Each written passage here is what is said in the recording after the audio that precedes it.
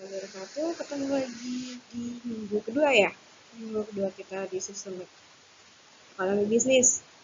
Hari ini kita akan membahas tentang sistem ekonomi. Kalau kemarin kita sudah ketemu untuk membahas masalah ekonomi. Review dikit ya. Masalah ekonomi itu ada dua sudut pandang. Dilihat dari sudut pandang kaum klasik dan kaum modern. Kaum klasik itu ada produksi, konsumsi, dan distribusi. Dan kalau kaum modern ada what, how, for whom. Gitu ya, review sedikit. Terus cara mengatasi masalah ekonomi di tingkat agregat, di tingkat besar gitu ya, di tingkat satu negara adalah dengan apa kemarin? Dengan sistem ekonomi ya. Minggu ini kita akan membahas tentang sistem ekonomi. Sistem ekonomi pengertiannya kemarin sudah saya kasih. Semoga kalian masih ingat. Kalau nggak diingat, coba dibuka. Makanya saya bilang walaupun saya ngasih PPT, ngasih video, kalian wajib untuk tetap nulis di buku. Gitu. Kalau semua ini sudah berakhir, pandemi berakhir, kita bertemu lagi di semester 2, tatap muka, saya dan kalian bertemu. Dan hal pertama yang akan saya lakukan adalah mengumpulkan semua catatan ekonomi bisnis di semester 1. Ya, oke, kita langsung masuk. Kemarin sampai ke sistem ekonomi tradisional. Inti dari sistem ekonomi tradisional adalah segala sesuatu aktivitas ekonomi hanya untuk memenuhi kebutuhan dasar per orang atau per keluarga deh paling gampangnya gitu ya. Dia alat-alat sederhananya masih sederhana, alat-alat produksinya masih sederhana, terus target produksinya untuk pemenuhan kebutuhan, bukan untuk ekspor, apalagi untuk dijual gitu ya. Sekarang kita masuk ke sistem ekonomi liberal, seperti yang sudah saya tayangkan di depan. Sistem ekonomi liberal itu apa sih? Inti dari sistem ekonomi liberal adalah pemerintah tidak campur tangan dalam perekonomian. Perekonomian itu ditentukan oleh mekanisme pasar. Mekanisme pasar apa? Mekanisme pasar itu adalah bagaimana permintaan dan penawaran menciptakan keseimbangan harga yang disepakati dan jumlah barang yang diminta. Ya. Nah, ini adalah ciri-ciri dari sistem ekonomi liberal. Yang pertama adalah setiap individu bebas menentukan kegiatan ekonomi dan memiliki sumber daya serta alat-alat produksi untuk kegiatan perekonomiannya. Jadi, kalau di sistem ekonomi liberal itu, kalian tidak perlu, gini, istilahnya apa ya? Kalau kalian punya modal, kalian nggak perlu mikirin orang lain, gitu ya. Kalian mau ngapain aja, mau mengeksploitasi satu sumber daya untuk diri kalian sendiri, untuk produksi sehingga kalian lebih kaya, itu nggak masalah gitu ya. Itu di sistem ekonomi liberal. Nah, karena pemerintah memberikan kebebasan sebesar-besarnya kepada setiap individu untuk mengeksploitasi sumber daya ekonomi, maka setiap orang memiliki hak untuk bersaing dan memunculkan kreativitas yang mereka punya. Oh, jadi mereka nggak perlu apa sih nunggu diperintah. Mereka punya ide, ting, oh saya mau ini, boleh untuk masalah ekonominya. Terus ya tadi ya yang saya bilang sumber daya ekonomi sistem ekonomi liberal ini sangat mengagungkan kebebasan seseorang atau individu atau sekelompok orang untuk seluas-luasnya menggunakan sumber daya ekonomi untuk kepentingan pribadi gitu ya. Maka campur tangan pemerintah sangat minim. Karena campur tangan pemerintah sangat minim, aturan yang melindungi kelas kecil itu tidak ada. Gitu. Terus harga barang di pasar ditentukan oleh mekanisme pasar. Tadi mekanisme pasar adalah pertemuan kegiatan permintaan dan penawaran. Apa sih Bu permintaan dan penawaran? Saya lupa di bab berapa kalian akan belajar permintaan dan penawaran, sehingga saya sih masih di semester 1.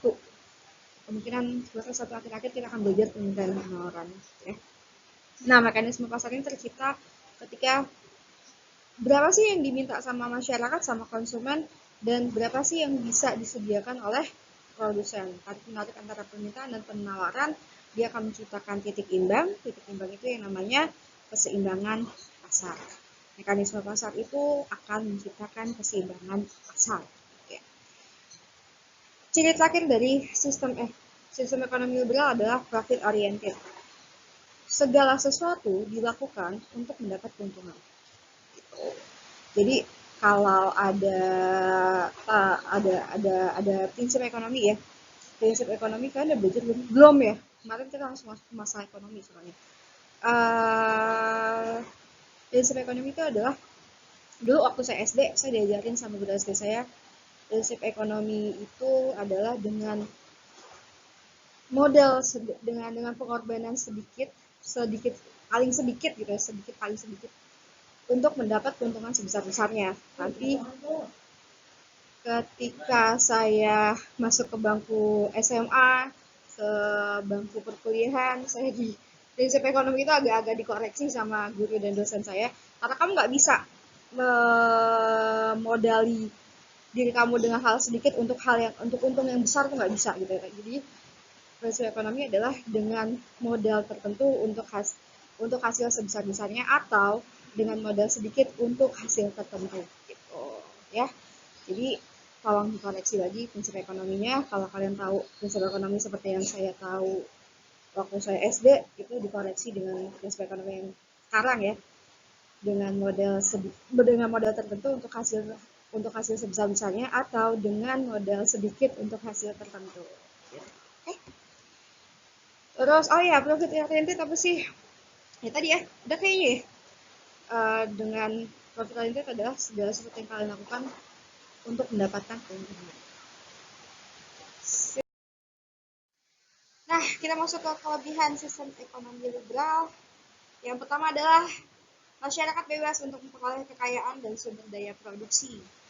Jadi kalau kamu punya modal, kamu mau melakukan nyaris apapun, silahkan, asal punya modal. Gitu ya. Jadi kalau kamu punya modal, kamu mau olah sebesar-besarnya tanpa memikirkan lingkungan, tanpa memikirkan kesetaraan pendapatan, terserah, nggak masalah gitu ya. Itu kelebihan dari sistem ekonomi liberal. Nah, karena masyarakat bebas untuk menggunakan sumber daya produksi, masyarakat juga bebas untuk memilih lapangan pekerjaan. Dia mau jadi apa aja, terserah, boleh. Bahkan dari yang halal sampai yang haram gitu ya, bebas. Tapi walaupun tetap ya, kalau salah pada ini bukan lagi tentang ekonomi, tapi lebih tentang ke hukum gitu. Nah, balik ke yang awal ya, masyarakat bebas untuk kekayaan, maka kreativitas individu tidak dibatasi. Karena kreativitasnya tidak dibatasi, orang-orang bisa melakukan inovasi.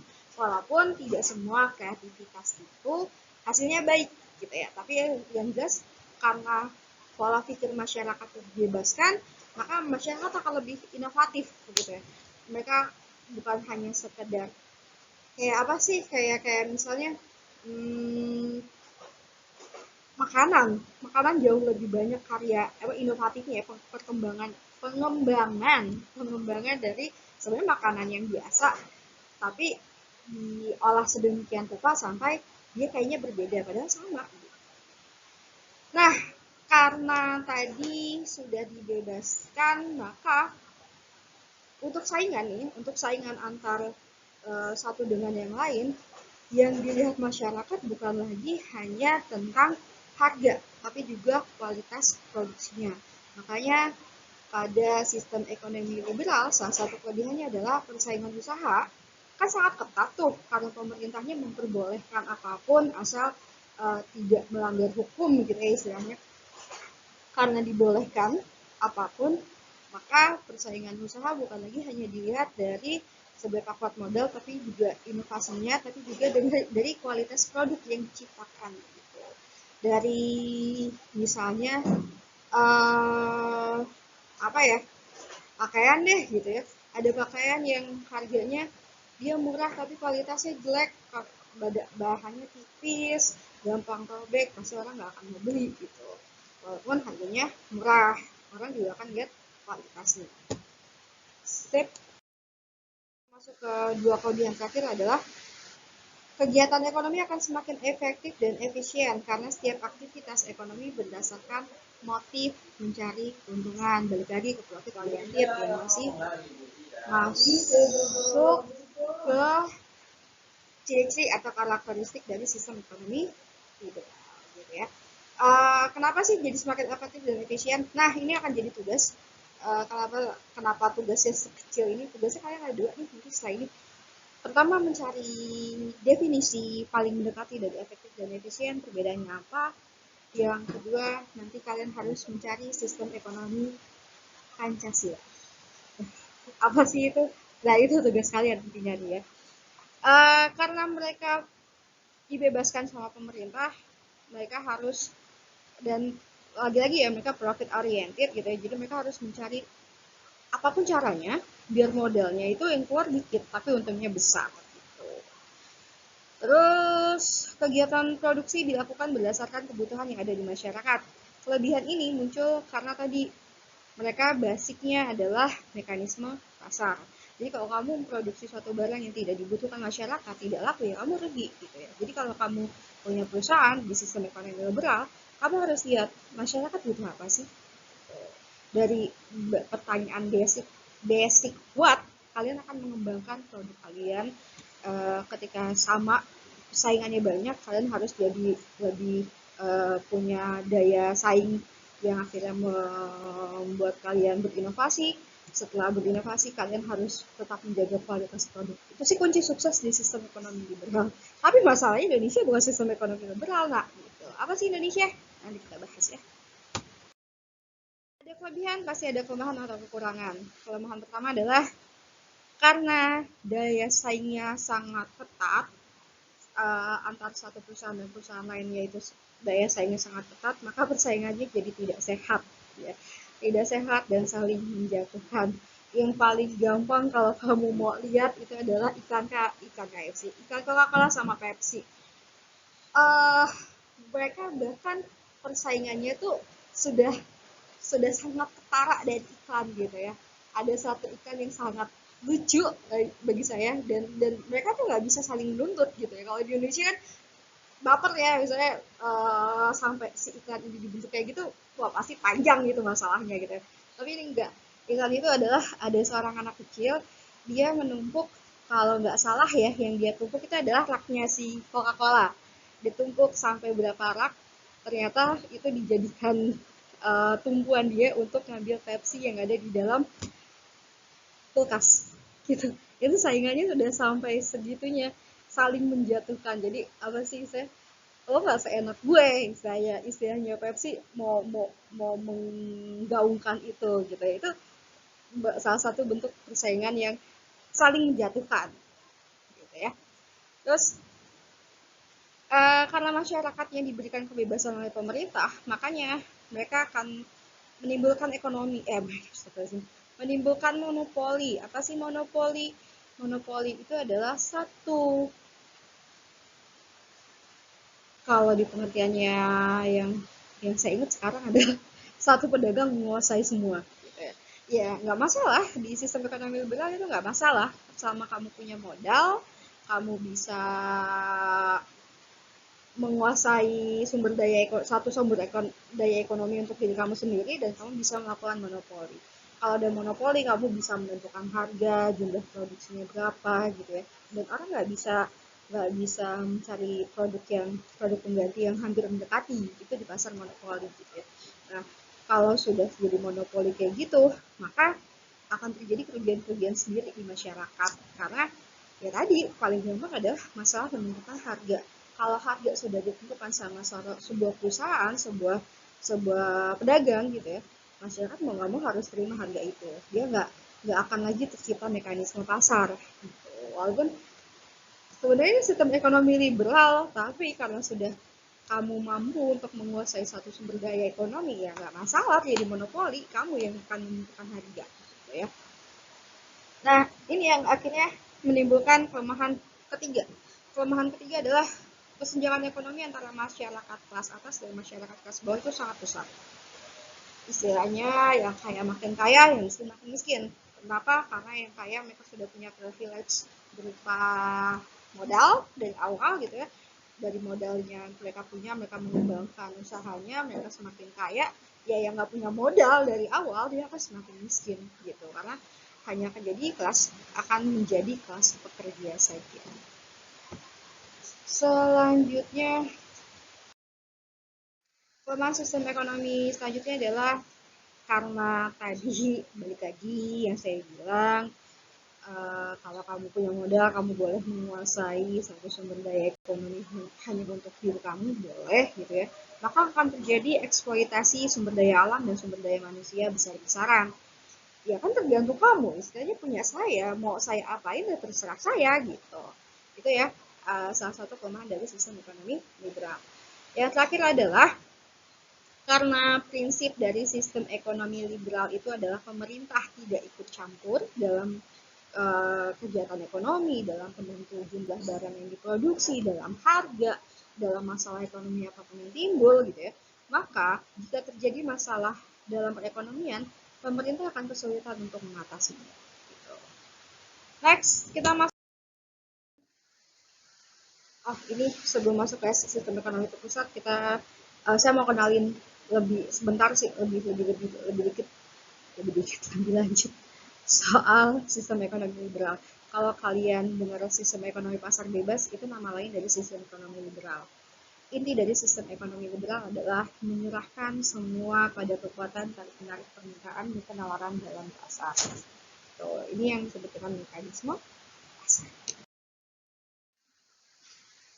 Kita masuk ke sistem ekonomi terpusat. Oh, sebelum masuk ke sistem ekonomi terpusat, saya mau tanya deh. Kalian juga nggak bisa jawab sih. Kalau ini video satu arah. Salah satu contoh ya, negara yang menganut sistem ekonomi liberal itu adalah USA dan UK gitu ya. Mereka mendeklarasikan kalau mereka menganut sistem ekonomi liberal. Oke, kita masuk ke sistem ekonomi terpusat. Sistem ekonomi terpusat itu punya ciri pertama adalah pemerintah sebagai sentral. Jadi pemerintah memiliki kendali utama dalam kegiatan perekonomian.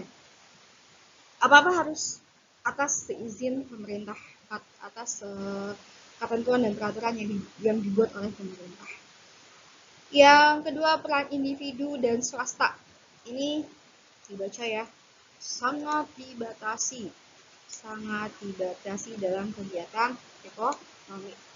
Kenapa bisa sangat dibatasi? Karena memang perizinannya dibuat susah, karena aturan undang-undangnya, karena ya sebenarnya sih kalau hal-hal kayak gini lebih ke bentuk negara, dan karena bentuk negara itu juga akan mempengaruhi undang-undang yang diberlakukan di satu negara tersebut ya.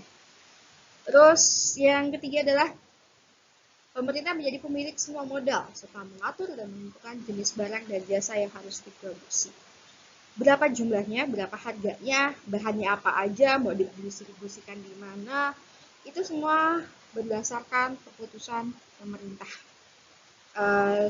Unsur swasta sangat susah untuk berkembang di sistem ekonomi pusat, bahkan nyaris tidak ada. Contoh negara yang paling gampang untuk dilihat adalah Korea Utara.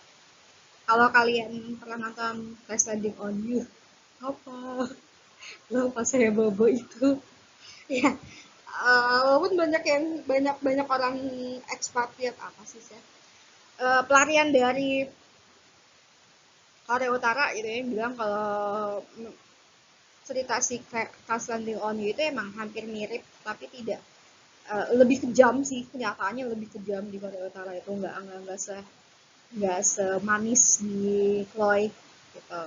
Nah, kalau kalian mau tahu yang yang menganut sistem ekonomi terpusat, yaitu Korea Utara.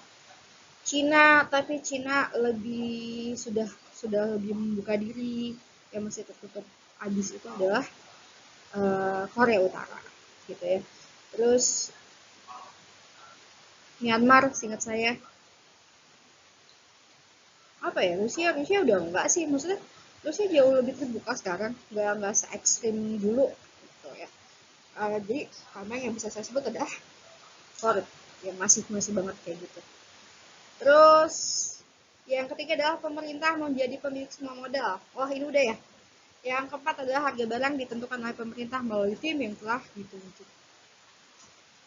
Selanjutnya adalah kepemilikan atas faktor produksi tidak diizinkan. Kenapa? Balik lagi ke siri yang tadi, yang terakhir, pemerintah sebagai pemilik utama atas segala sumber daya yang ada di negara.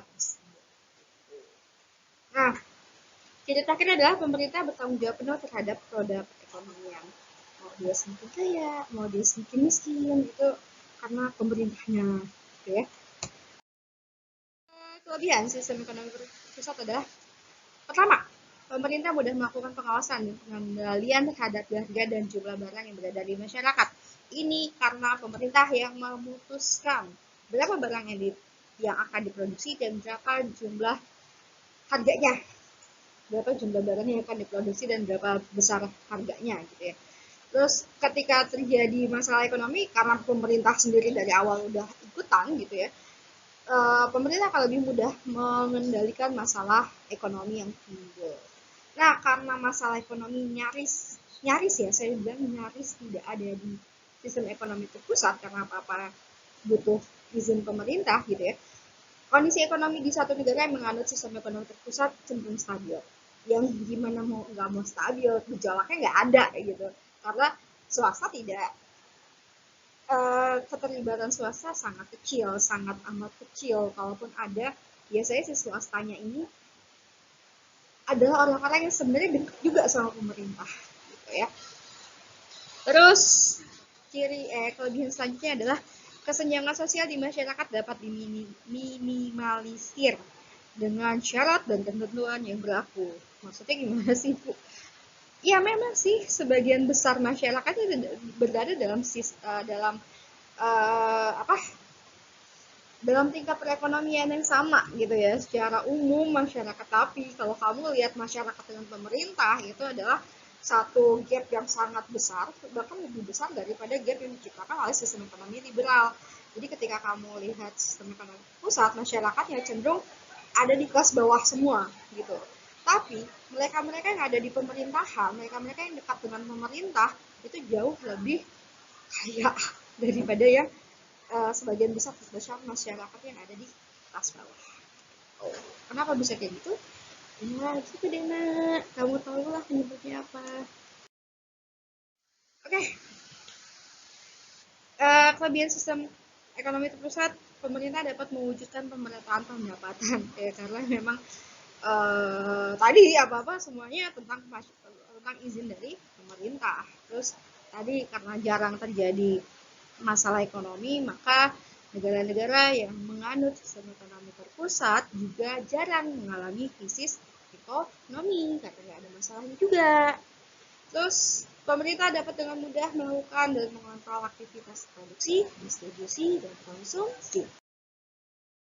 Kekurangan yang pertama adalah kepemilikan secara individu tidak diakui. Saya punya satu cerita yang diceritakan di internet gitu ya. Jadi ada seorang atlet Korea Utara ketika dia menang satu kejuaraan tingkat Asia kalau nggak salah ya. Dia itu dapat medali emas. Medali emasnya itu bukan untuk dia, nak diserahkan kembali ke pemerintah Korea Utara ya, diserahkan lagi ke pemerintahan Korea Utara, dan dia cuma dapat uang apresiasi itu malah nyaris tidak ada gitu ya. Saking pemilikan secara individu tidak diakui di negara yang menganut sistem ekonomi terpusat. Semua kegiatan ekonomi dimonopoli oleh, ini ada kesalahan ketik ya, semua sistem ekonomi dimonopoli oleh pemerintah. Kenapa saya nulis masyarakat ya? Ini dimonopoli oleh pemerintah gitu. Semua kegiatan ekonomi maupun sumber dayanya dimonopoli oleh pemerintah. Nah, karena yang menentukan segala sesuatu yang berhubungan dengan kegiatan ekonomi di satu negara sistem ekonomi terpusat itu adalah pemerintah, pertumbuhan ekonomi cenderung lambat. Dia tidak secepat sistem ekonomi liberal, Kenapa? Karena ya memang pemenuhan kebutuhan utamanya bukan lagi dia belum berpikir untuk ekspor, tapi lebih ke pemenuhan kebutuhan satu negara itu aja sendiri gitu ya, berapa bahan pokok makanannya dan segala macamnya, dia nggak mungkin untuk ekspor. Terus susah untuk memenuhi kebutuhan akibat sulitnya menemukan barang di pasar. Ya apa ya, jelasinnya gimana ya biar nggak menimbulkan persepsi ya. Intinya semuanya itu udah disediain sama pemerintah, termasuk jatah makannya masyarakat gitu. Jadi kalau masyarakat pengen satu kelebihan, mau beli baju dan segala macem, yang kalau memang mereka punya duit dan mereka pengen beli baju gitu ya, mencari kelebihannya itu di pasar susah gitu. Ada mungkin ada selundupan dan harganya lebih mahal kayak gitu ya. Tapi untuk kayak jangan membayangkan kayak pasar-pasar, oh di pasar petir kamu mau masuk nyari barang yang kamu mau siapa tahu aja ada gitu kan. Enggak gitu, lebih lebih sepi. Yang selanjutnya adalah sistem ekonomi terpusat itu punya nama lain sistem ekonomi komando. Inti dari sistem ekonomi terpusat adalah pemerintah. Kita masuk ke sistem ekonomi terakhir, sistem ekonomi campuran. Cirinya adalah pihak pemerintah dan swasta berperan aktif dan bekerja sama dalam kegiatan perekonomian. Kalau saya suka bilang di kelas-kelas yang dulu-dulu gitu ya, sistem ekonomi campuran ini adalah mengambil kebaikan dari sistem ekonomi liberal maupun sistem ekonomi terpusat dan berusaha untuk menghindari kekurangan-kekurangan yang mereka punya gitu ya. Jadi mereka cuma mengambil kelebihannya doang. Tapi tidak ada satupun yang sempurna di dunia ini, termasuk sistem ekonomi campuran. Dia punya kelebihan dan punya kekurangan. Sebelum kita masuk ke kelebihan dan kekurangannya, kita lihat lagi ciri-ciri yang kedua. Pemerintah memberikan kebebasan yang bertanggung jawab. Kebebasannya tidak sebebas di sistem ekonomi liberal. Dia punya rules yang harus dipatuhi oleh swasta kalau dia mau bikin satu usaha di negara dengan sistem ekonomi campuran. Terus pemerintah membuat perencanaan, pengaturan, peraturan, dan kebijakan yang berkaitan dengan perekonomian yang tujuannya untuk mengatur, terutama mengatur hal-hal yang menyangkut hajat hidup orang banyak gitu ya. Di sistem ekonomi campuran yang jadi fokus titik perhatiannya adalah masyarakat. Dia nggak membebaskan, juga tidak mengekang, dibebasin tapi dengan aturan yang mengikat. Terus karakteristik selanjutnya adalah persaingan terjadi di pasar dalam batas wajar dan bersih, gitu ya. Makanya kalau kamu lihat iklan-iklan di Indonesia, nggak ada iklan-iklan yang dia ngejatuhinnya gitu banget ya, gitu ya. Tetap aja iklan-iklannya masih di batas wajar, masih di batas baik, masih di batas yang normal gitu ya. Oke, terus mekanisme pasar sangat berpengaruh. Mekanisme pasar masih ingat tadi apa? Ya, dia adalah titik pertemuan dari permintaan dan penawaran. Nah, tadi kan saya bilang ya, pemerintah memberikan kebebasan sebebas-bebasnya dengan peraturan dan pengaturan yang berlaku. Dan pemerintah juga melarang adanya kepemilikan sumber daya vital.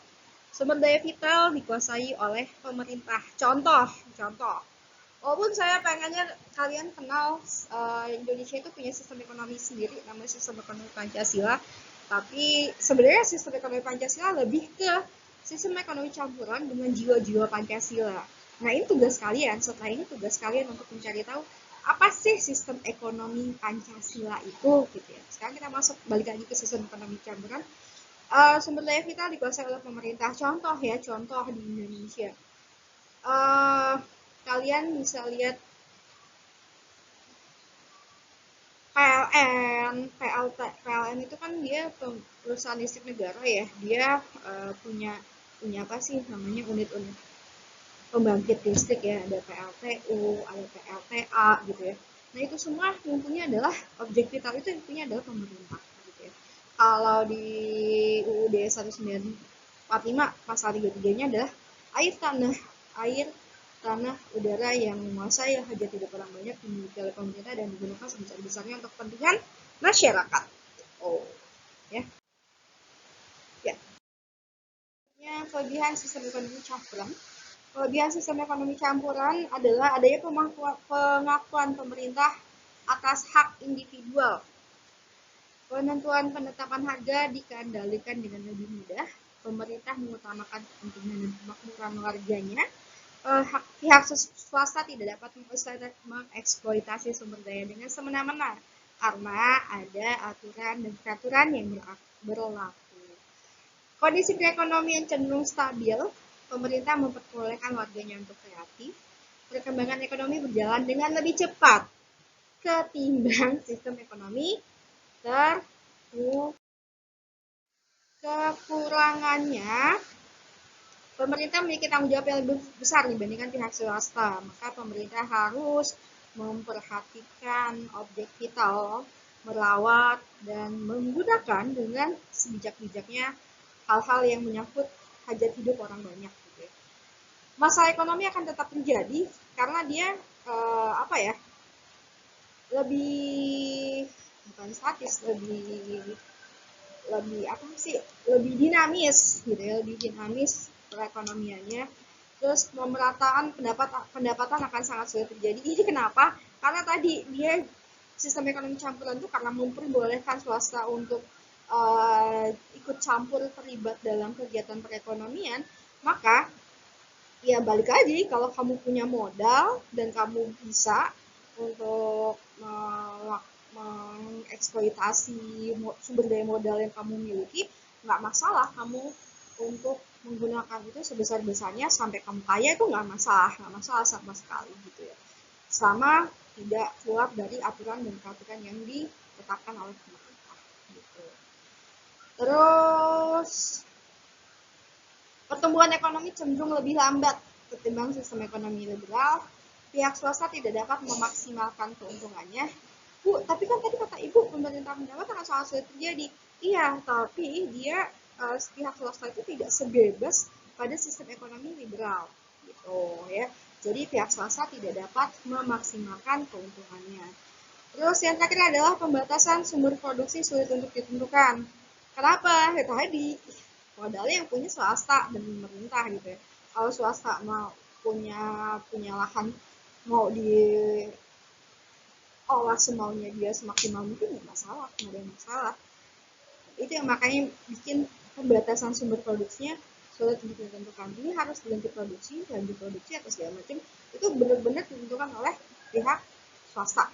Pemerintah kan hanya mengurus objek-objek vitalnya aja. Oke, slide. Setelah kalian menonton video ini, silakan akses ke Google formulirnya. Ini adalah kode akses yang saya kasih di sini. Kenapa saya memperlakukan ini sekarang? Ini untuk memastikan aja kalian tuh baca atau mendengarkan si slide yang saya kasih ini atau membaca PPT yang saya kasih. Karena nyebelinnya kalian adalah kalian belum baca materinya, belum ngedengerin materinya, terus kalian isi Google formulirnya aja. Terus kalau nggak ada, kalian cari di Google gitu ya. Kalian searching di Google. Ketika ketemu kata-kata yang tidak lazim, baru kalian tanya, Bu ini nggak ada, Bu ini nggak ada pengertiannya gitu. Padahal kan itu ada di modul, itu yang akan bikin saya, oh berarti anak-anaknya harus diginiin nih. Gitu. Terima kasih kepada siapa ya kemarin WhatsApp saya, Bu ini nggak ada Bu di Google. Oh berarti ketahuan modulnya nggak dibaca gitu. Oke, saya akhiri sampai sini. Tetap jaga kesehatan, makan makanan bergizi, jangan kebanyakan makan mecin kayak saya. Terus kemana-mana pakai masker, cuci tangan, pakai air mengalir dan sabun. Sekali lagi saya selalu bilang di setiap akhir pertemuan, saya sangat berharap bisa bertemu kalian di semester 2. Bertemu tidak dalam bentuk seperti ini, tapi bertemu tatap muka di kelas. Kita bisa ketemu face to face gitu ya, bisa ngeliat, oh ini loh muka anak-anak saya gitu, walaupun ya seperti yang sudah saya pernah bilang waktu MPLS, saya pelupa orangnya, jadi Jangan berharap saya langsung, oh saya tahu namanya, tapi saya sangat ingat namanya Dikin. Kenapa? Karena nama itu sangat spesial. 10 Desember dikasih nama orang tuanya Dikin. Keren, orang tuanya kreatif. Oke, saya akhirin. Assalamualaikum warahmatullahi wabarakatuh. Terima kasih.